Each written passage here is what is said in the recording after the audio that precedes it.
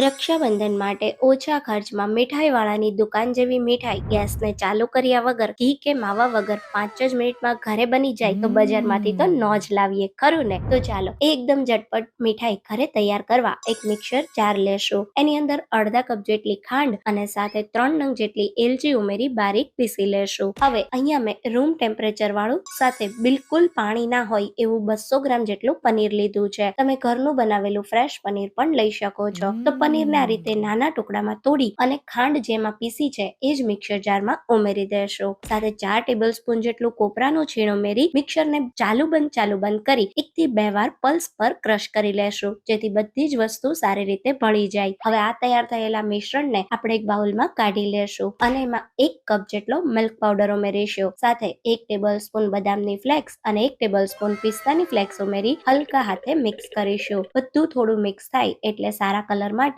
અને એકદમ સારી ફ્લેવર માટે 1 ટીસ્પૂન ગરમ દૂધમાં 1/4 ટીસ્પૂન જેટલું 15 મિનિટ પલાળેલું કેસર ઉમેરીશું. કેસર ઉમેરવાથી મીઠાઈનો કલર ખૂબ જ સરસ આવશે. આ સિવાય તમે કોઈ પણ ફૂડ કલર પણ ઉમેરી શકો છો. હવે હલકા હાથે બધી જ વસ્તુને સારી રીતે મિક્સ કરી લેશું અને પછી તૈયાર થયેલા મિક્સરને આપણે બટર પેપર પર લઈ લેશું અને આ રીતે એને હલકા હાથે ફેલાવી લાંબો રોલ વાળી લેશું. હવે રોલને ઉપરથી સજાવવા પિસ્તા અને બદામની ફ્લેક્સ ઉમેરી દેશું અને પછી આ જ બટર પેપરથી આપણે રોલને સારી રીતે શેપમાં ફોલ્ડ કરી અને 30 મિનિટ ફ્રીઝમાં સેટ થવા રાખી દેશું. 30 મિનિટ પછી પેપરને હટાવી અને આપણી મીઠાઈ પરફેક્ટ તૈયાર થઈ ગઈ છે તો થોડા ચાંદીના વરખ સાથે ગાર્નિશ કરી દેશું. ચાંદીનો વરખ ના મળે તો તમે એમને પણ મીઠાઈને રાખી શકો છો. હવે મીઠાઈને એક ઇંચના પીસીસમાં કટ કરી લેશું. તો તમે જુઓ એકદમ દાણેદાર અને મોઢામાં જ મુકતા પીગળી જાય એવી મીઠાઈવાળાની દુકાન જેવી મીઠાઈ તૈયાર થઈ ગઈ છે. આ મીઠાઈને તમે ફ્રીઝમાં કોઈ પણ એરટાઇટ કન્ટેનરમાં સ્ટોર કરી અને 8 થી 10 દિવસ સુધી રાખીને ખાઈ શકો છો. તો તહેવારોમાં મીઠાઈ ઘરે જ બનાવજો.